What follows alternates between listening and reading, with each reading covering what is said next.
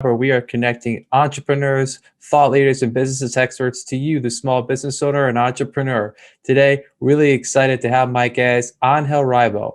Angel is known as the CEO Confidant. He runs a business and consulting firm where they help to boost accountability, improve your sales performance, and has spent a great deal of time working on how to help remote teams become successful. In this episode, we're going to talk about Angel's background, how he come to create the CEO Confidant, what he has done over the last year to help boost teams' remote performance, and finally, how he leverages social media. We hope you enjoy this episode.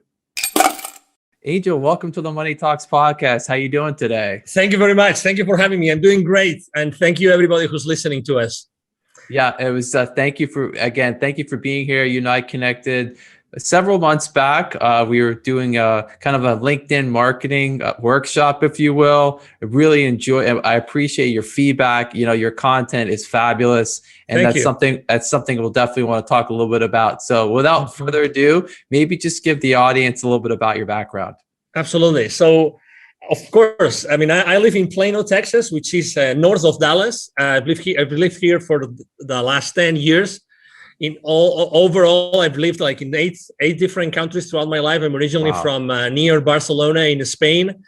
And basically, I do two very distinct things in my life. One is with my business consulting company. Basically, we help both corporate CEOs and established entrepreneurs to bridge the gap globally for expansion and exposure as a way to generate or to accelerate the growth of their businesses. And I started to do that basically 5 years ago when I left corporate America. And at the same time, I started also my nonprofit. I'm actually one of the 3 co-founders. And what we do is we help underprivileged kids in Latin America become entrepreneurs using the local resources.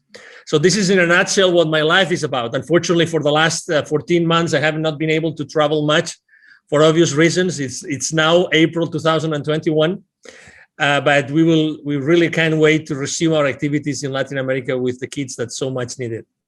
That's amazing. I definitely want to learn more about that and talk about that. Thank you. Thank you. Kudos to you for doing that. It's really important.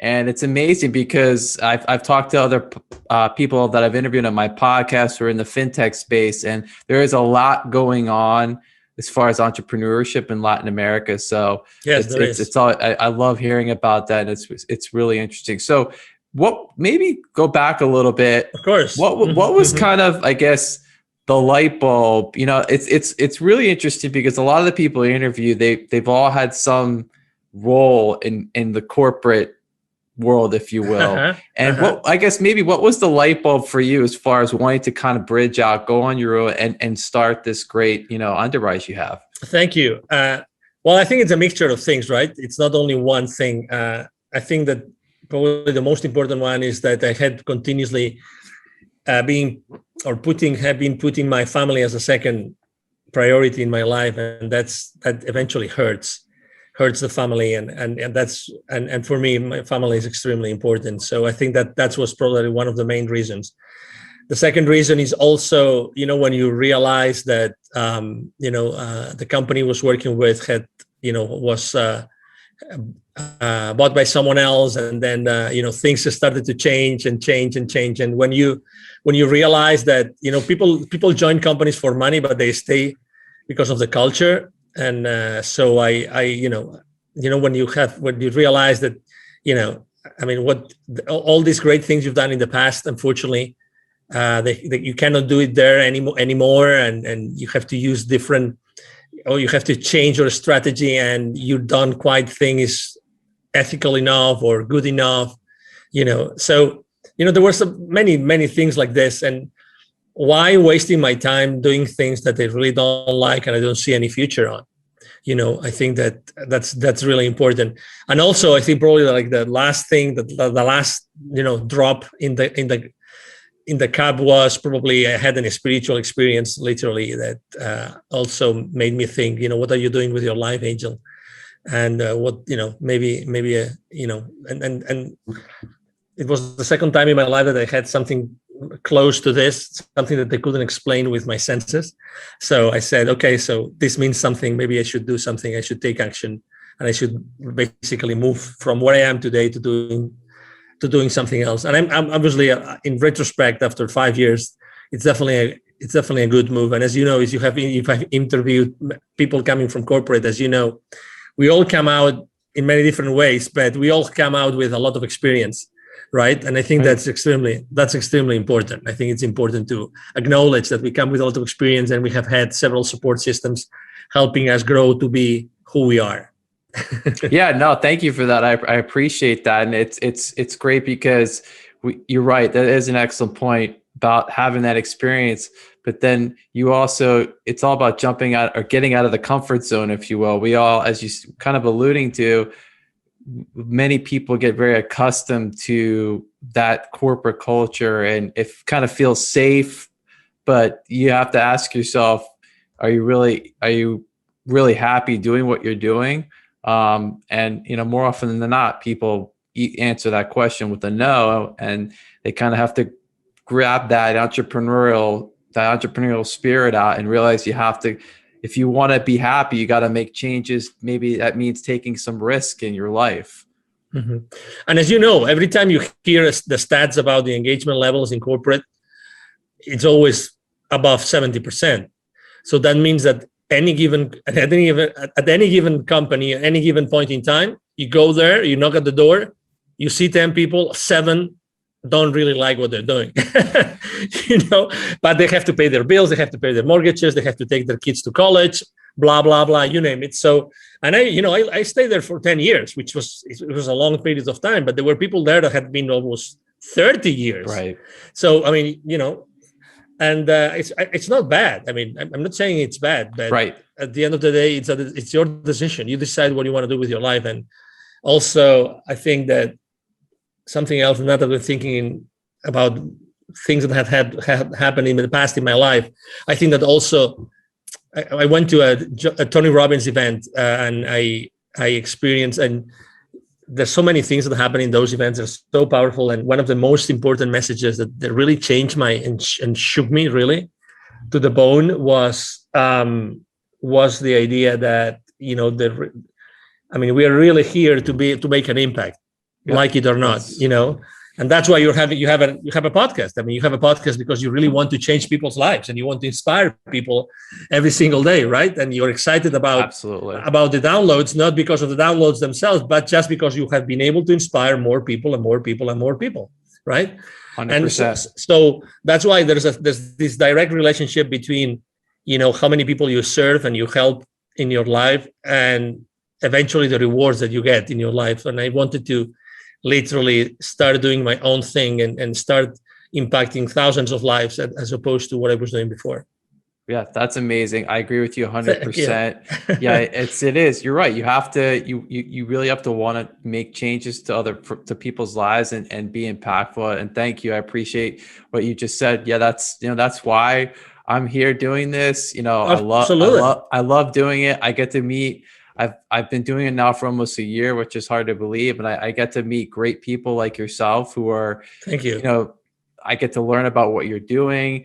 We get to talk about your life and how you meet, how you help other people, and the message gets out, and it's tremendous. It's exciting every time I do this. And I'm always appreciative of the time of my guests. So maybe as we kind of move forward, I guess talk a little bit about your process as far as, when you're maybe meeting with a new client, and maybe take us through how that works. Yeah, of course. So the reason why, I do what I do as far as, professionally speaking with my consulting business is because I had helped more than 1,500 companies in 36 different countries. So that's what allows me to say, okay, so I'm going to put in place a system that will allow systematically both entrepreneurs and companies to, keep on growing their businesses, accelerating the growth of the businesses by expanding the business over there. So basically, the first conversation with any company or any entrepreneur goes the same way. So,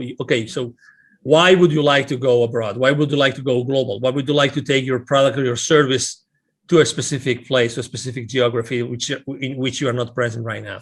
And the reasons are different, right? Some people I just want to make more money out of what I already have. Other people say, I would really like to have my business and travel with my business, and I would like to use the excuse of my business to travel to other places, which is a very genuine, authentic way to think about it. And as you know, there's many professions that are actually already doing that, like real estate people, professionals. They do that all the time. They go and go all over the place, all over the world to buy properties, and they have fun doing it, and they're still doing business at the same time, right? And then after the reasons, we talk about the reasons, and the reasons are there. Then we talk, okay, so what changes are you open to make to your current state of being and company and culture and everything?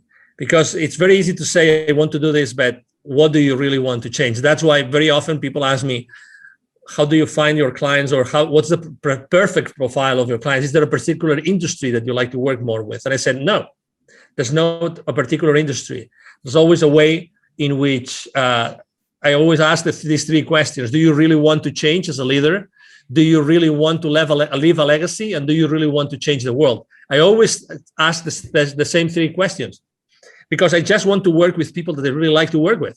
I choose my clients, and I really want to work with people that really want to make a difference in this world. The same way I'm doing it every single day. I want them to do the same thing, and I would like to work with them and support them in doing that. And I think that is really important. Then we have a conversation about, do you have the resources? It's very important. I mean, going abroad is not just, or going global or international. It's not just, okay, I want to go, let's test the waters. You have to make a decision to do it, okay? There's several ways to do it, and you can, let's say there's several levels of, engagement, and you can go full in, and you can go maybe test the waters and find maybe some business partners and start, selling your products and services. It depends. Everybody's different, but you have to make sure that you're going to stay in that mode between 1 year, 1.5 years, because if you only want to do it for a few months, it's not worth it. You don't need me. The same way a lot of entrepreneurs like us, they think that as they're already present online, they already have a global business, and that's not true, because it's the same as. And I see that every time I go with my foundation as well. I go to many different Latin American countries, and you would think every country we speak Spanish, so it's almost the same culture. It's not the same culture at all. So even if we speak English right now, only a few entrepreneurs out there, really have thought, okay, so is selling to the US the same as selling to Canada, the same as selling to Australia, the same as selling to the UK? And the easy answer would be, of course it is. They all speak English. It's not true. It's not true. And talk to any advertising company who's present globally. You have any friend working on a marketing department or on an advertising large corporation that they work globally? Ask that person, do you guys really take into consideration the different cultural realities in every single geography in which you advertise your products or services? Of course they do. Right. But we tend to think that things are simple, and things are, no. It's the same thing. It's not the same thing. So if they have the resources, they really want to do it, they're really open to change the status quo, then probably typically it's a go. Typically it's a go. And then, we decide, we discuss the details, what's the best time frame, how are we going to adapt your products and services to the new market, how are we going to find the right partners for you? Do you want to set up a specific distribution channel? Do you want to go there, or do you want to tap onto the door of, or knock on the door of the top 5 clients of a particular industry, which are good for you, good fit for your products and services?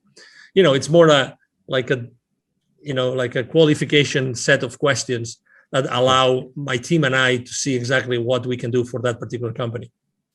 That was tremendous. Thank you for that. I really enjoyed all of it, but especially the first part, because you're very specific as to, you were talking about the 3 questions that you ask, very specific, and it's important it's 2 many reasons, but one, as the entrepreneur, as the business owner, it's important that you're, distinguishing yourself, and that really is really speaking to your value proposition as far as, this is what we're trying to find out. If you can answer these questions, I can help you. If you can't, we probably can't work together. And that's important, that you've created this niche, and you're able to have these questions and get them answered. So I think that's really important. And then what you were just talking about, as far as, understanding, you have a great understanding of the cultural differences, because in this day and age, like you said, everyone wants to go global, right?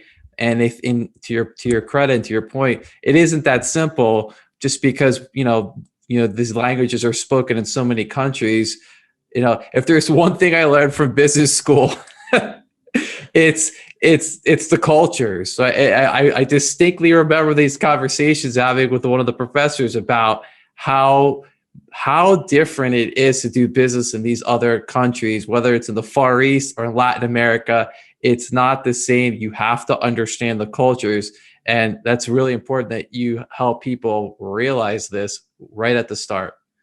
Exactly. And that's why, after so many years, 20 plus years working in 33 countries, with all the network of potential partners of my future clients that I have developed, how important it is for you that you are going to, let's say, disembark on a particular country and you already have a trustworthy partner, right, that you can start working together.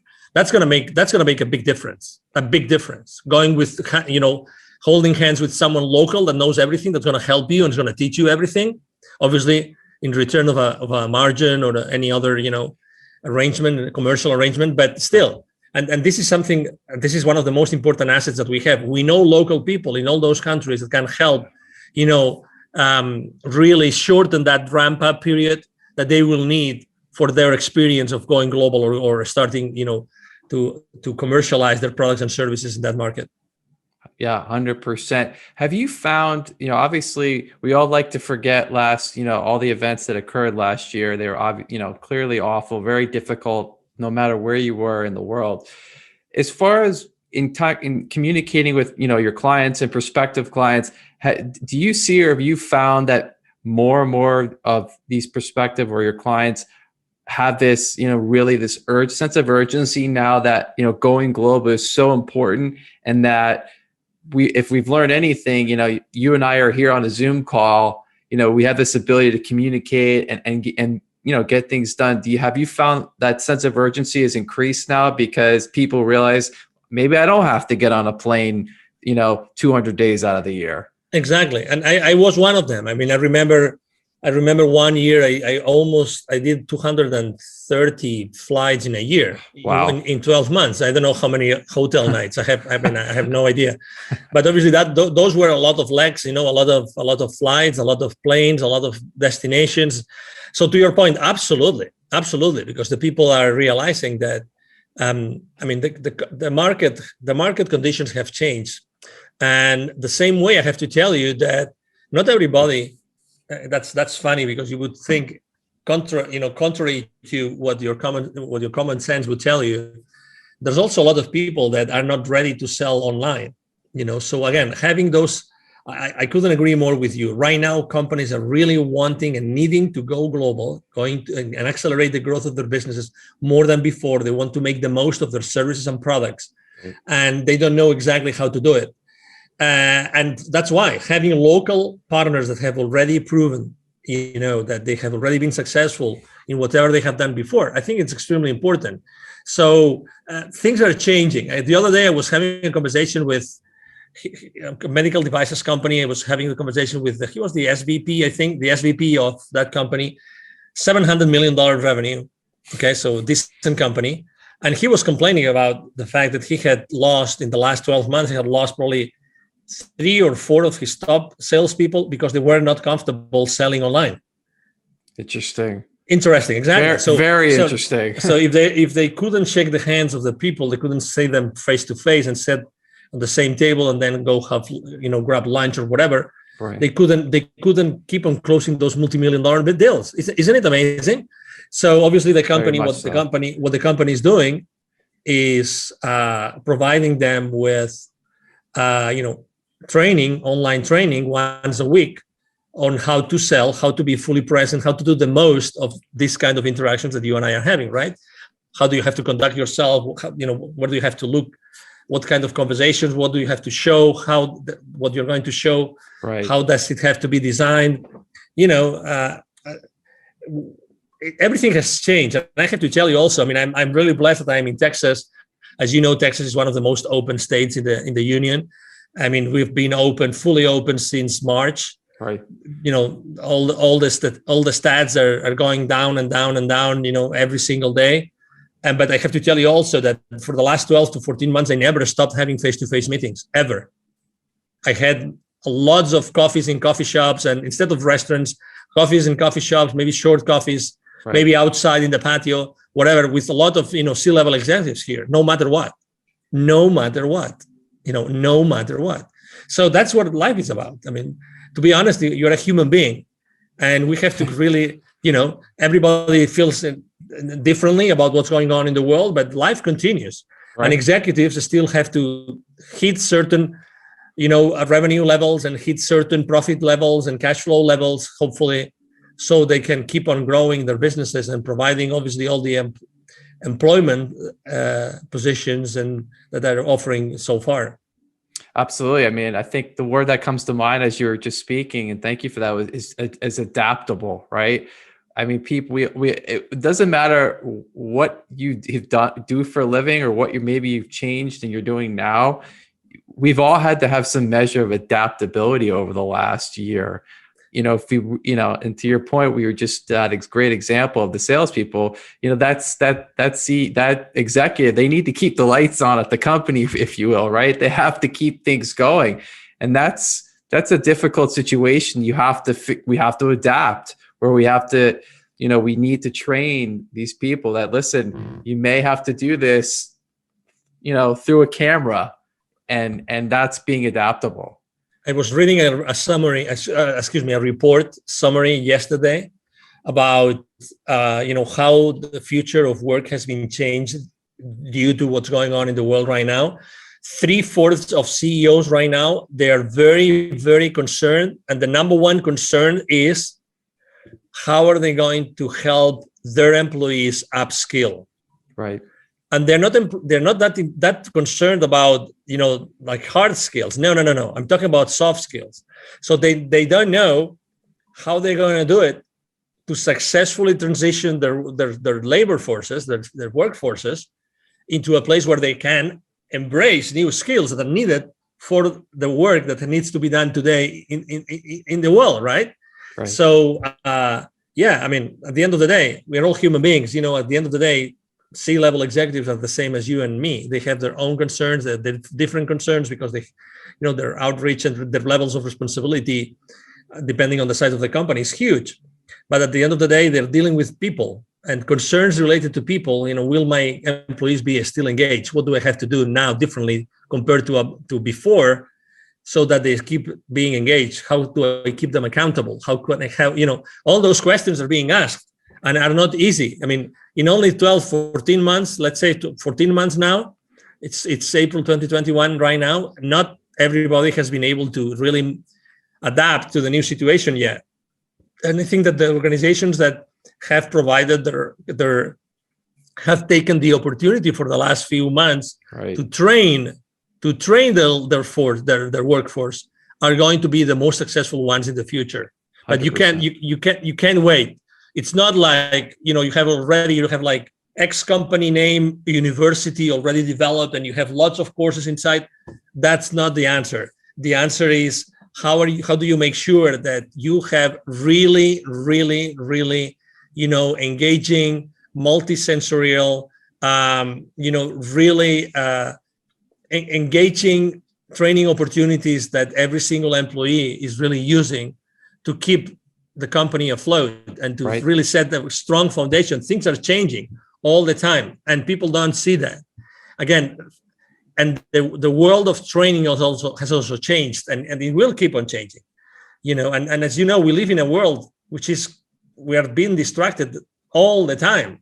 We carry these smartphones, which make us, obviously, they not make us smarter, as you know, right? So they do everything but keeping us smart, right? Agreed. It's funny. I don't know if you've seen it. I forgot the name of the company. I would say the name of the company if I remembered it. There's a company that just launched a new flip phone, which it's not a smartphone, so it has zero distractions.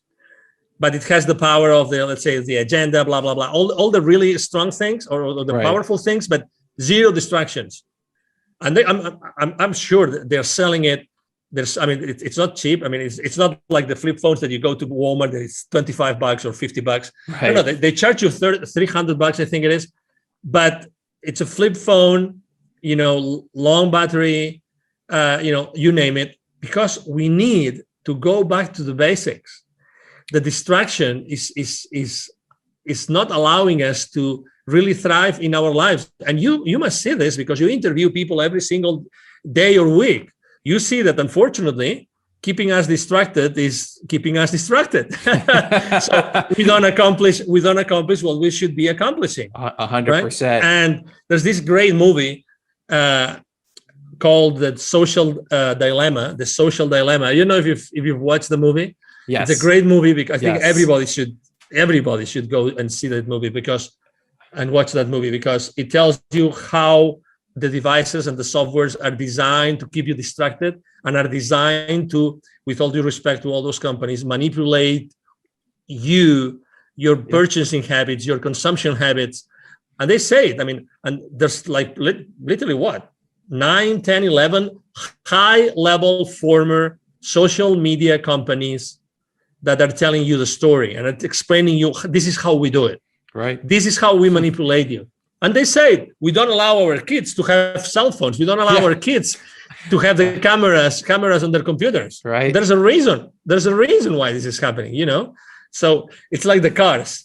I drive this 2006 convertible, and I'm not going to change it because I don't want a computer. I don't want anybody to get into my computer, the computer of my car. You know what I mean? Yes. As much as I like technology. I worked for 2 very successful high-tech companies, and I love technology. But I tell you, I don't want anybody to get into the brains of my car. I love driving my 2006, and I will keep on driving my 2006 until I don't know. I get it. No, those are really valid points, and it actually, I'm sure this is, you have to deal with this, and probably more and more so now. Is how do you recommend to your clients, the executives, really, I guess, keeping that performance of the team, if you will, at a high level?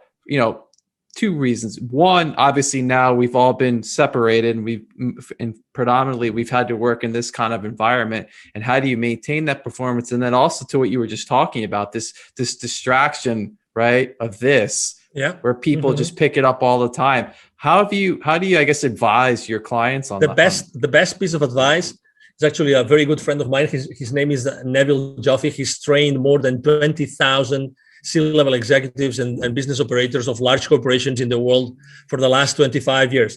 And he does something which I love. It's the deprivation test, which means, imagine, Hugh, that you and I, we do a list of everything that we do, let's say during our working hours. Let's leave our personal life aside, okay? Our working hours. We do a list. And then we say, okay, starting tomorrow, I will not do this and this and this and this. Listen, if you want, you just start with one thing. I'm not going to do that. And I will make sure we're not going to do it. And you keep on adding things.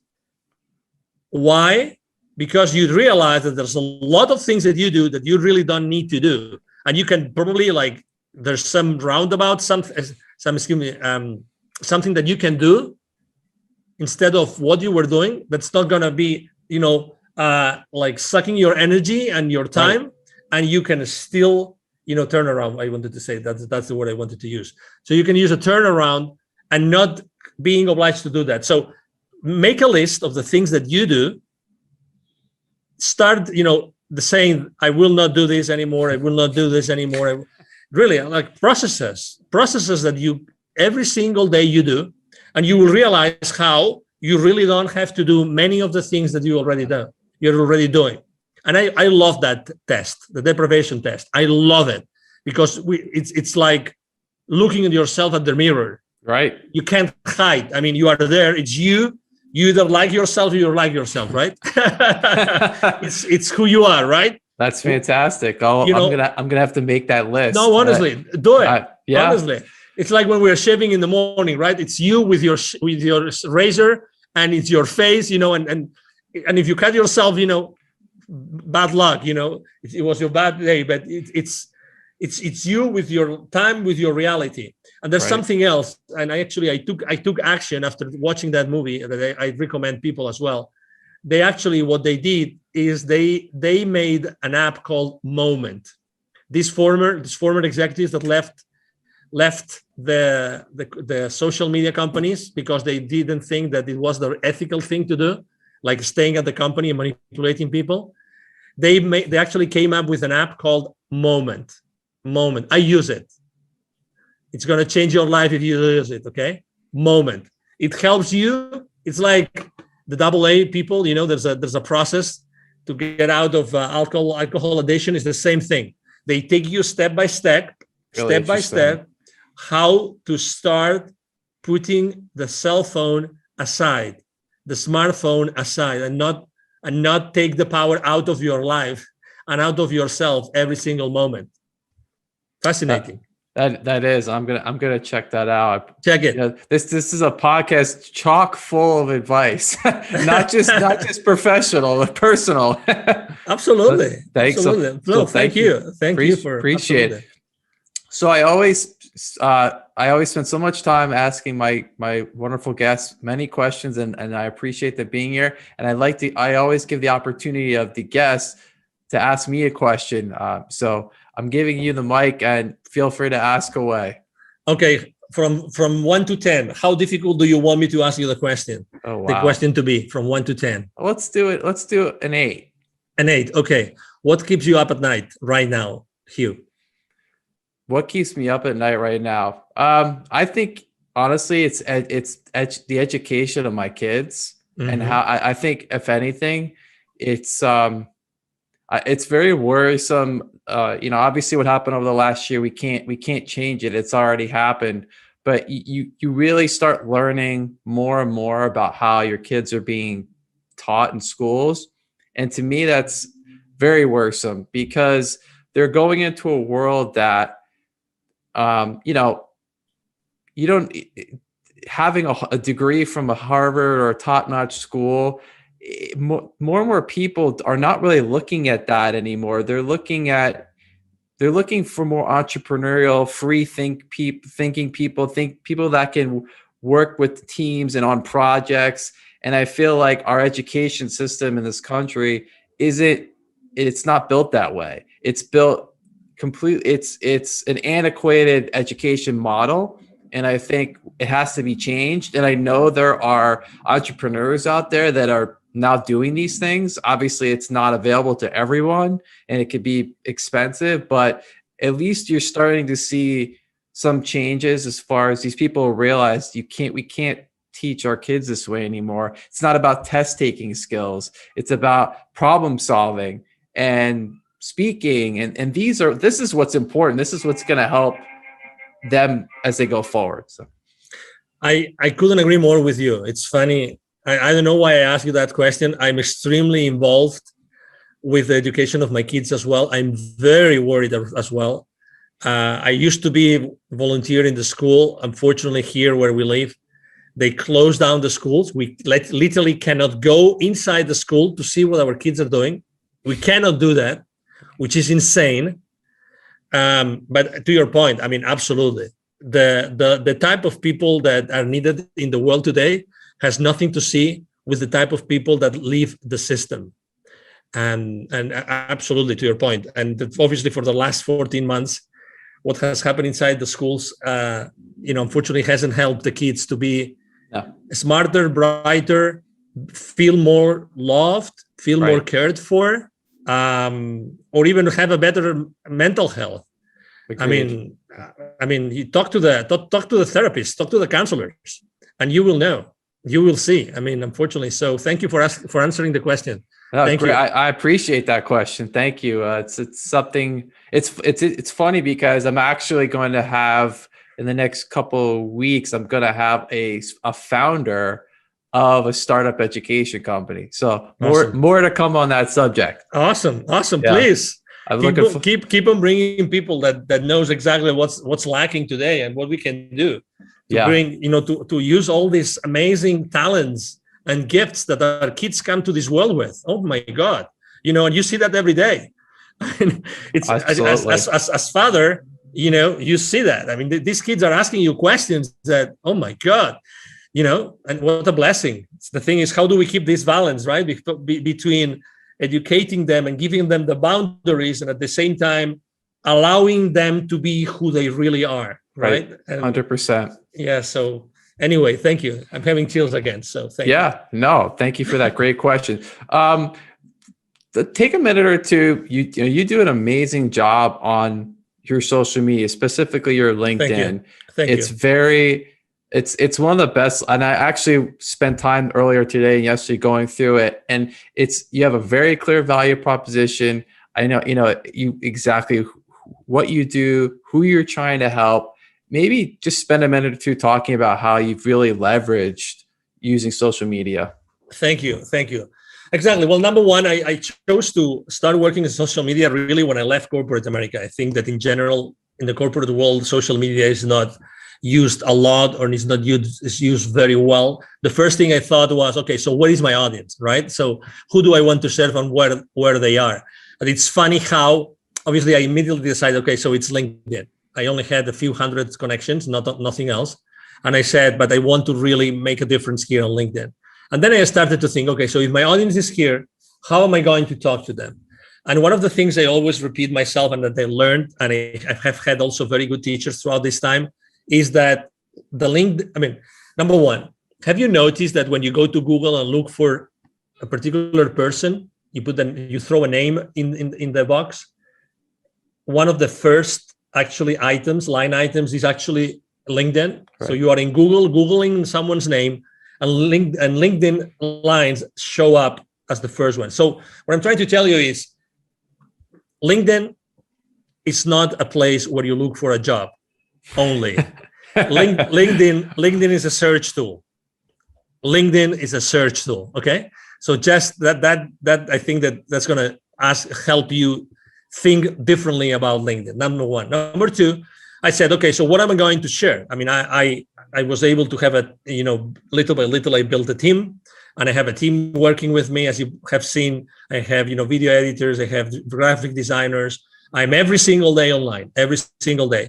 So the content that I am posting is always a content, number one, that's going to grab the attention of my audience. Number two, that it's going to be more related to the human being who is behind an executive than the executive that is concerned about 20 different business aspects. So I'm trying to really keep everything at a very human level and connect with the people at the very human level. So you will see that obviously sometimes I speak about business and sometimes I give visibility and exposure to businesses, and because actually it's part of my business value proposition. But I try to be really very close to the human beings behind the people that I want to attract to my timeline, right? To my feed. Right. And we all have options, as you know, we all have options. And also I use, and not many people do it, I not only post every day, like normal posts, I use video a lot, I use graphics, I use cartoons. I also create posters for the story. There's a story, like the WhatsApp story, the Facebook story, or the Instagram story. There's a story on LinkedIn. Right. And again, you have to change it every single day. But again, it's another place where people go and they just see, for instance, I am obsessed personally about what's going to happen tomorrow. I want to be the first one to tell everybody on my timeline what day is going to be tomorrow. So for instance, tomorrow, I forgot what day is it going to be tomorrow, but Saturday.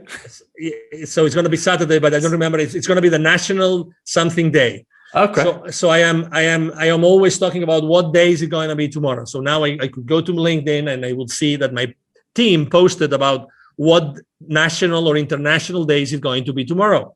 And as opposed to do what everybody does, which is posting about what international day is it today, I always do about what international day is going to be tomorrow, just because I want to give my audience a head start, so they go to the office and they already know what's going to be tomorrow. Or maybe if someone needs to buy something or needs to do something, they have one day head start to do that. You know what I mean?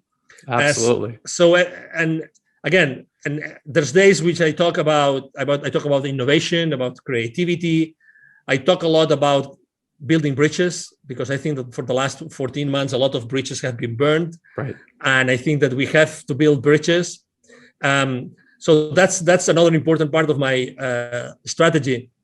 And the third one is really when I reach out to people to connect with me, which, by the way, it's more and more difficult on LinkedIn. Just this week, they limited the number of people you can connect with. I always try to connect with a very short initial message. Right. The connection request message is always very short, as if I was on a face-to-face meeting and I was meeting that person on a networking event, literally. Okay. So I always say something like, I would like to connect with you. So might we help each other? We might be able to help each other in the future. Or I just say, I would like to connect with this kind of leaders. So you are already filtering the people that you connect with. Right. You don't want to connect with everybody. No, right? That's right. Exactly. So again, you have to be strategic about what you do online. So those would be probably like the top 3 pieces of advice I would like to share with the audience. And I'm very consistent on, if you go to Facebook, you go to Instagram, you go to Twitter, you go to WhatsApp, you will see that I have the exact same message every single day on all my social media outlets. So I'm very consistent. So everybody looking for me, or everybody that's going to find me, they will see that I have the same message in all my platforms. I think that consistency is also very, very important. Absolutely. Huge. Yeah. 100%. Well, and I always conclude my episodes with pieces of actionable advice, and you've outdone yourself and done a great job here. I appreciate you doing that. Those are great pieces of advice as far as how to really leverage your social media and being consistent. So I want to thank you for that. I want to thank you for being here with me and the audience today. It was really wonderful to finally talk to you in person, learn more about what you're working on. And, I wish you all the success as we get through the rest of 2021, and definitely want to have you back on in the future. So Angel, thank you for being here today. Anytime. Well, thank you. It's been an honor, Hugh, really, thank you for having me. If I may, maybe if I could just share with the audience my email address, if it's a possibility. Please. Thank you.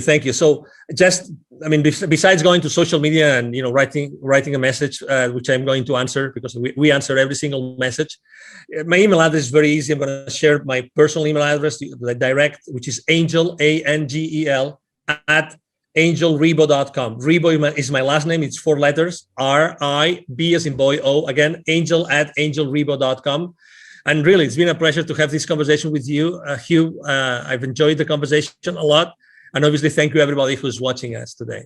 Thank you again, Angel. It was great to have you. Really appreciate your time and thoughts. Remember, everyone, we'll be back next week with another episode of Money Talks. Please like and subscribe on our YouTube channel. We'll be back next week. This is Money Talks. I'm Hugh Meyer. Take care.